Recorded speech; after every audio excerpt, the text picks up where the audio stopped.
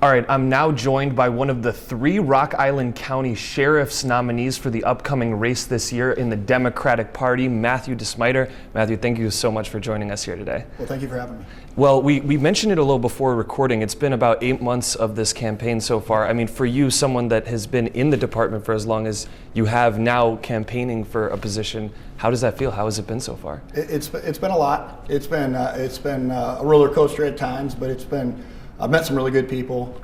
I've been out in the community knocking on doors since August, going to as many events as I can go to and just trying to get my name out there and letting people know that our current sheriff is retiring and I'm ready for that spot. Well, first of all, you talk about the sheriff retiring. I mean, you've been in the department for so long and have this incredible career that you've put out. I mean, now that you think about him stepping away, I mean, how do you feel about stepping into that position? Do you feel that you're prepared for it given all that experience? Yeah, obviously I made sure that I took time to make sure that I was ready to fill those shoes. I feel like our current sheriff has done an amazing job. I've had multiple conversations with him about what it takes to lead the agency. And I feel like I have done things throughout my career that have prepared me to lead the agency and to continue to take the sheriff's office and build on its reputation even further. If we can kind of get into that experience a little bit, I mean, obviously you talk about the great job that he's done, but if there are maybe things that you're focusing on for you being in that position, I mean, what are your primary goals? What do you think can be improved in the department, if anything? Well, obviously you can't be complacent. When you run any good organization, you continue to have to you have to continue to make sure that you're challenging yourself, and you can't just remain stagnant. So we constantly have to reevaluate. Are we doing what's best for the community? Is there areas we can improve on? Are there programs that are better than the programs we currently have? We don't need to change just to change, but if there's things that are better, I don't care if it's my idea or another candidate's idea or anybody from the community's idea, we're going to do what's best for the Rock Island County Sheriff's Office and what's best for our community. Is there anything specifically that you're targeting? You know, anything that you talked about, knocking on doors and stuff like that. What are maybe you presenting to people in those conversations that you think you're going to be focusing on? Well, I have a background working with youth, and especially troubled youth, and I know that there's a lot of concerns about youth crime and interdicting early with youth. The other thing is in law enforcement, sometimes there's that wall, and sometimes people only see us on their worst days. I want us out in the community more. I want us to be in partnerships more. I want us, our deputies supporting community events, getting involved in youth events, and partnering and seeing us in a different light and a different aspect. So I have some early intervention ideas as far as partnering with schools, partnering with some of our local community events and at-risk event planning, to where we can get to these kids a little sooner, explain the reason why law enforcement does a lot of the things that we do, because when you understand the why behind things, I think it's easier to follow what police officers and law enforcement are asking you to do. Yeah, absolutely. You talked about officers a little bit. I mean, something that came up in this campaign, in this election previously, was staffing, and especially all the openings that were in corrections. I'm curious, being someone inside the department, how you think that that's changed over the last few years. If you still think it's an issue, and maybe how you plan on tackling, staffing when that obviously you just need officers, right? I mean, that's something that's extremely important. Absolutely. Staffing issues throughout the nation in law enforcement is an issue. Law enforcement took a beating a few years ago, and we're bouncing back. It's a great career. I mean, it absolutely is. It's a great career, and we want good people in this career. So we need good people to apply. We need a diverse group of people that we want to apply. We want the best of the best to become law enforcement officers, and the best of the best to become Rock Island County Sheriff's officers. But we need to make sure that we're getting out there and reaching people and letting people know, and kind of disputing some of the myths about law enforcement, and letting people know how truly great of a career it can be. It can be very demanding at times, but it also can be extremely fulfilling. And when I got into it, I had a great deal of pride. I still have a great deal of pride in what I do. And you can't replace that sometimes with a little more pay in another career. The feeling that you get when you serve and protect your community. Do you mentioned a little bit of that bounce back that's happened. I mean, what do you think was such, what was the biggest issue that departments faced in general that has required this bounce back? And the other thing that you mentioned also is just that public perception. I mean, what do you think the reasons behind this challenge that officers face nowadays is in terms of public perception, also just getting people in the building in the first place? Well, obviously, not just the role of media, but the role of social media. I mean, there's things out there that sometimes, it's just put out there, and sometimes, things can't be fact checked right away. So there's sometimes inaccurate information that's out there, and it's tough sometimes to dispel that. So we just encourage people all the time. I mean, I get asked on a regular basis, what do you think of this situation that occurred in this certain location? And I just ask people, just make sure that you can't believe everything you read right away. You can't believe everything you see right away. And you got to look into the totality of the case in itself. I try to not make comments when I haven't seen the full picture. I try to make comments when I haven't been able to understand exactly what led up to some of the events. When you only get small snippets, sometimes things can be taken out of context. But I'm always a fan of, when we make mistakes, we need to be held accountable just like everybody else. But sometimes, with videos, when you slow things down and frame by frame it, things can look differently than when you are experiencing that in real life, real time situations. So that's something that we have to remember, because those officers sometimes, in certain situations, they didn't have the luxury of pausing and looking at things in a still frame format. They were experiencing those incidents in real life situations, and sometimes very high stressful situations.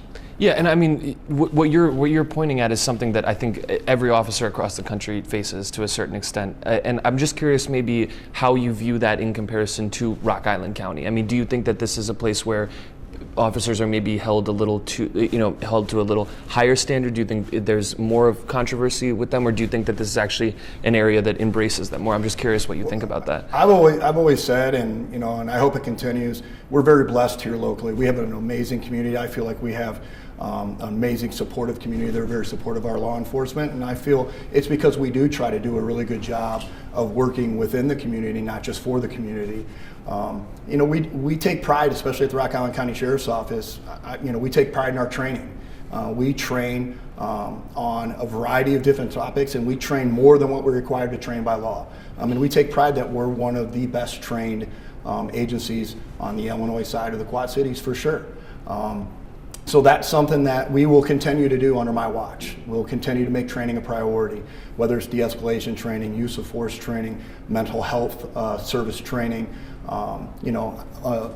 active shooter response training, all the different training that is important for our deputies to be able to go out and provide the kind of service that our community deserves. You talk about training. I mean, that's something that you are extremely involved in. I saw that one post of just how many different positions and instructor positions that you've held. I mean, what was the motivation there, even before this, the plan to become sheriff? Like, what was the impetus for you just getting involved in so many of these different, training programs? I've always just kind of been a very driven person, but my background, I graduated from Western Illinois University with a bachelor's degree in history with an education.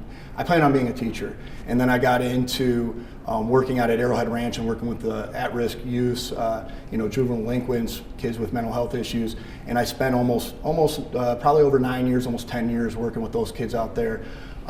So education, teaching has always been kind of part of what I've enjoyed, and I love all the different avenues I've gotten to partake in with law enforcement. And when I got an opportunity to become really heavily involved in building the training program at Rock Island County, it was like a perfect fit for me, because I've gotten to do what I've enjoyed doing when I first got out of college, and now my love for law enforcement. And there's no greater pride that I have than to look at some of the success that some of our officers, and not just our officers, but I've been able to train officers from all around the state of Illinois, all around the Quad City area on both sides of the river, on active shooter response, on rescue task force response. I mean, some of those opportunities, and I look at the success that some of our finest officers have had, and maybe I just had a small portion of instilling some of that confidence in that, and some of their leadership skills is something I'm most proud of. Absolutely. I think small would be an understatement, maybe, but I guess that's for everyone else to judge. You mentioned a little briefly mental health as well, and that's something that I'm curious about, just because all the different instructing programs that you talked about, maybe in the last decade, mental health has kind of become a little bit more of a priority, and I'm just curious maybe what you think, especially with what we're talking about people trusting the police less than they used to. Maybe how do you think the current state of the mental health awareness is for officers, and do you think that can be improved in any way? Well, I can tell you it's come a long way from the time when I first started, because it wasn't talked about at all when I first started, and it wasn't talked about at all for a long time.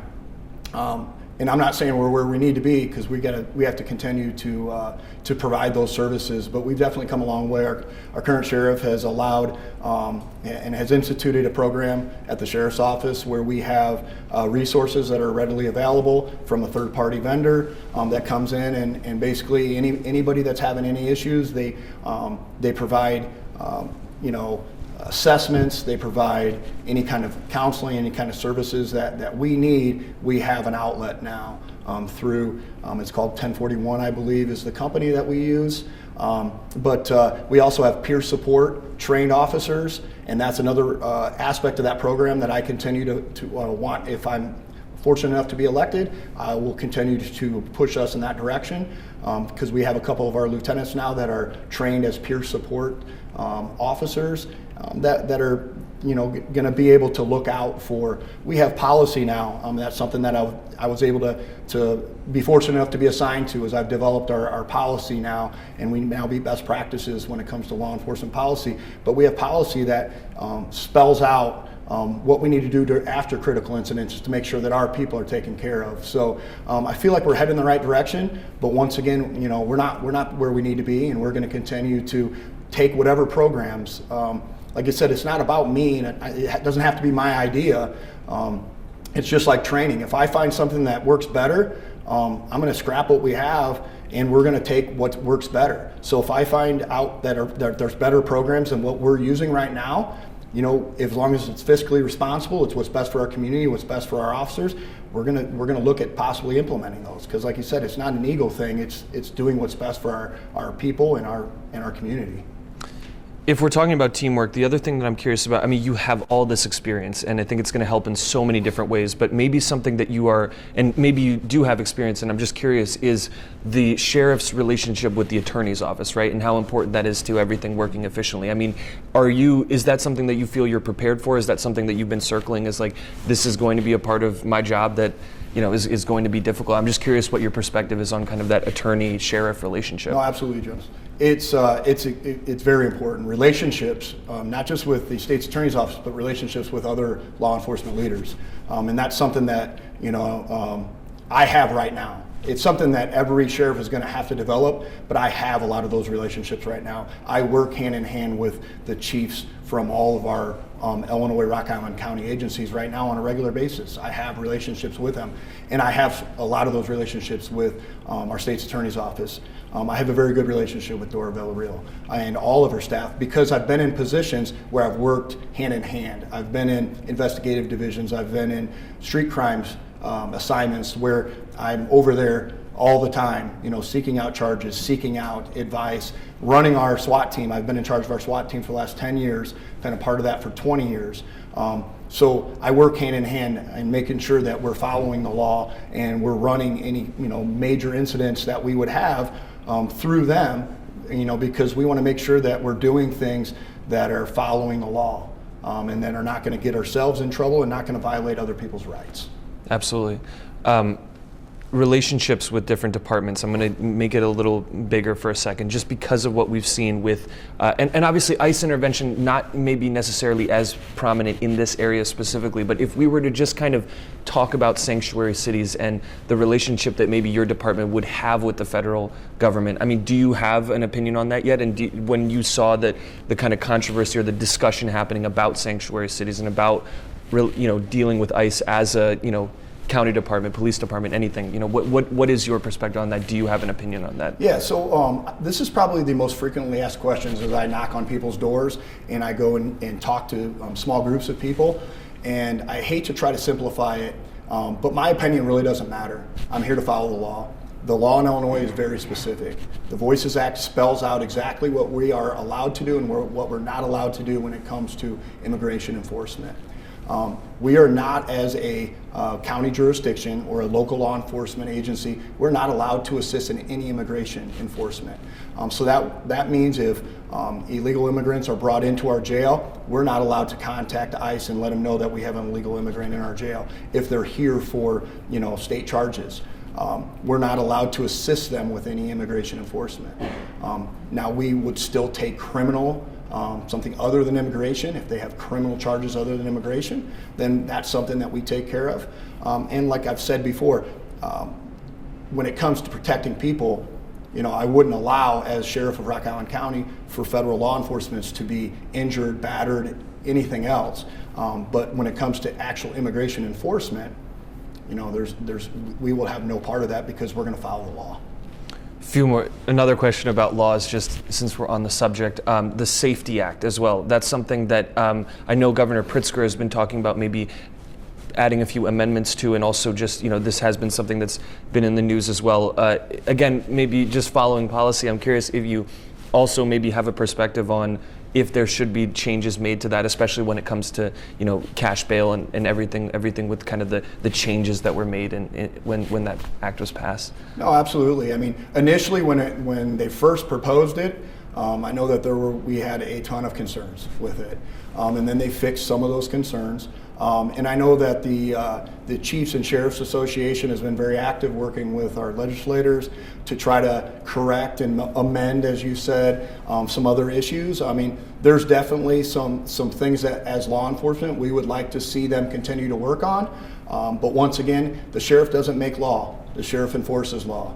So I'd be more than happy to work with our legislators on some of that. But I think that's what some people get caught up. They think that when they vote for the sheriff, that they have to vote for somebody because he's going to make sure that he,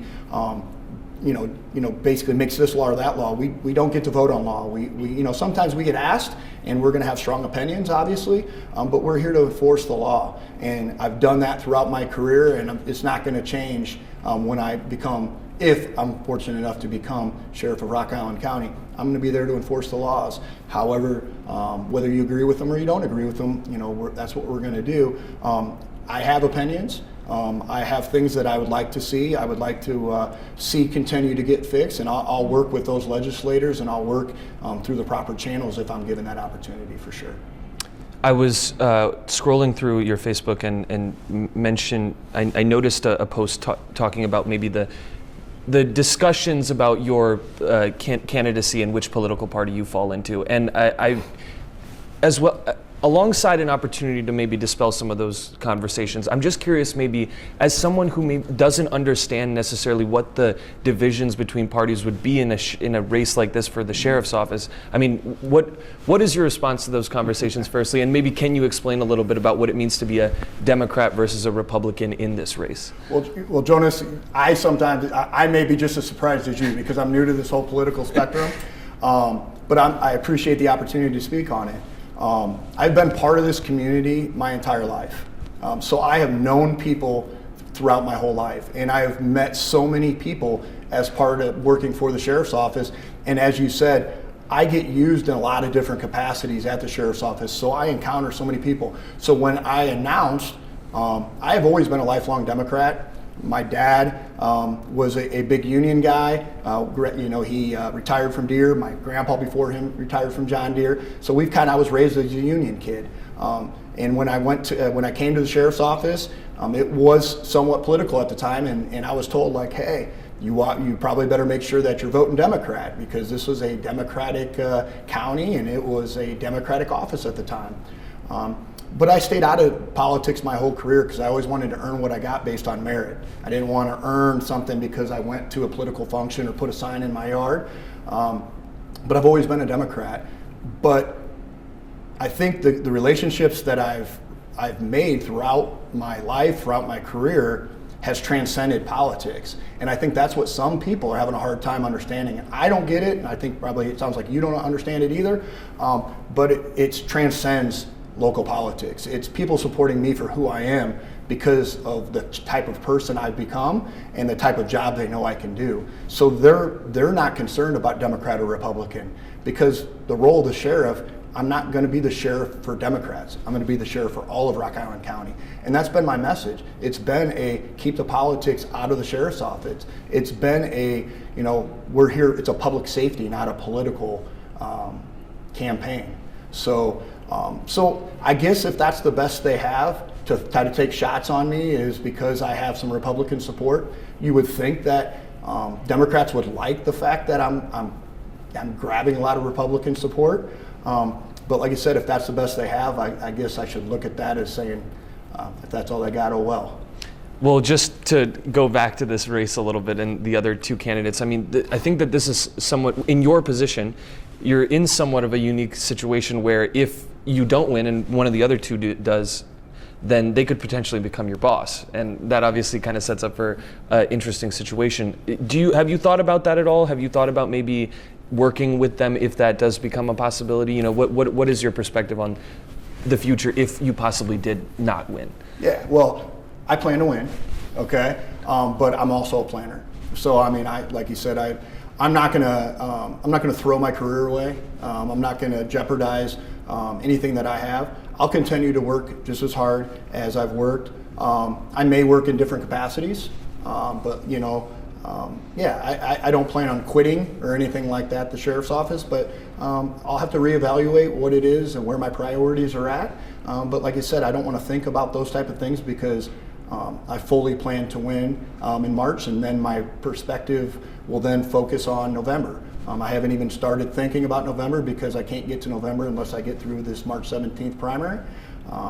But my number one focus is always my family. My number two focus has been my job, and then this has been a lot of focus running this campaign and trying to win in March has been where I've spent pretty much all the rest of my waking time. Well, like we said, 8 months, right? I mean, an entire career, 20 years in the department, right? And it feels like it's all kind of coming up to this moment and the moment in November. I'm just curious, how do you feel? And how does it feel to have the weight of that entire career kind of on one election here? I just think if people are educated, you've kind of referenced a bit of what I've done. I was hired in 2005. I was selected to be a field training officer as a deputy sheriff. I served all 3 shifts as a patrol deputy. I was selected in 2006 to be part of our emergency service team, which is our version of our SWAT team. I am currently still a member of that team, so that's 20 plus years as a member of our SWAT team. I spent some time at the FBI Federal Gang Task Force working large-scale drug and gang conspiracy cases, and then I was able to be promoted to the rank of sergeant. I served all 3 shifts as a sergeant. I ran our criminal enforcement agency. We had an agency criminal enforcement unit that I was selected to run that as a sergeant, and I did that for a couple years, which was an amazing experience, and I really enjoyed that. And then in 2016, I was promoted to the rank of lieutenant. I've been a patrol commander on all 3 shifts as a lieutenant, and I was selected in the first Illinois State Active Threat Master Instructor Program, and I was able to bring that training back to not only my agency, but the entire community. And that's something I've, like I said, have been extremely proud of. I also ran our emergency management agency as the EMA coordinator, and I'm currently assigned to the Office of Professional Standards and Training Bureau, where like we talked about, I do internal affairs investigations, look into citizen complaints, misconduct by our employees, handle all that, did a rewrite of our policy to make sure we're meeting best practices now, and I run our training program as a training coordinator. So I'm not worried about losing based on the fact that if you put resumes next to each other, I know I can do the job. But elections are elections, you know what I mean? So you just never know what's gonna happen. But I have always said it when I did this, I was gonna put my heart and soul into this, and I was gonna have no regrets at the end. And I can tell you we're a few weeks away, and I have absolutely no regrets on the kind of race we've ran and the kind of effort I've given. I put myself out there. That's not an easy thing to do, but I don't think it will in any way tarnish my reputation, because I think if anything, family and friends have learned things about me that they didn't know about me, because I'm a pretty humble person. So like, I've had some of my best friends had no idea some of the things that I've accomplished. So that's been kind of cool, even to have my dad, 83 years old, be able to hear some of the things that people have said about me, because like I said, it's just something I don't talk a lot about. So that's been a pretty cool aspect. But you know, regardless what happens on March 18th, I've done everything I can do. Yeah, quite a resume. Matthew DeSmyter, thank you so much. I appreciate it. I appreciate it.